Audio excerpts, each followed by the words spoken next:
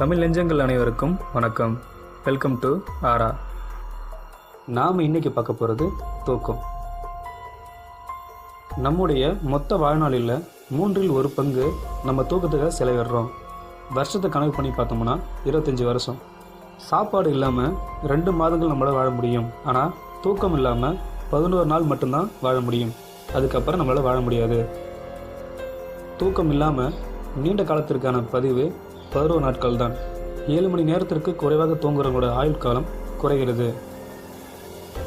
1998ஆம் ஆண்டு தூக்கத்தை பற்றி ஒரு பரிசோதனை செஞ்சுருக்காங்க. அதாவது மனிதனுடைய முழங்காலிலும் அவனுடைய முதுகிலையும் ஒரு பிரகாசமான ஒளியை பிரகாசித்து மூளையோட தூக்க நேரத்தை மாற்றி அமைச்சிருக்காங்க. டால்ஃபின்கள் மூளையின் ஒரு பகுதி மட்டுமே தூங்குறதாக அனுமதிக்குது. நத்தைகளால் 3 ஆண்டுகள் கூட தூங்க முடியுமாம். கடல் ஒட்டர்கள் தூங்கும்போது தன்னுடைய துணையின் கைகளை பிடித்து கொண்டு தான் தூங்குகிறது.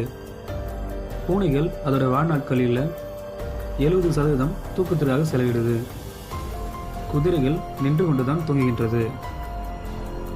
முயல்கள் பெரும்பாலும் கண் திறந்து கொண்டு தான் தூங்குகிறது. கோலாஸ் என்கிற உயிரினம் ஒரு நாளைக்கு 20 மணி நேரம் தூங்குகிறது.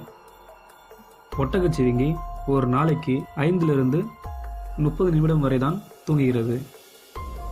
இது ஒரு இன்ட்ரெஸ்டிங்கான தூக்கம்.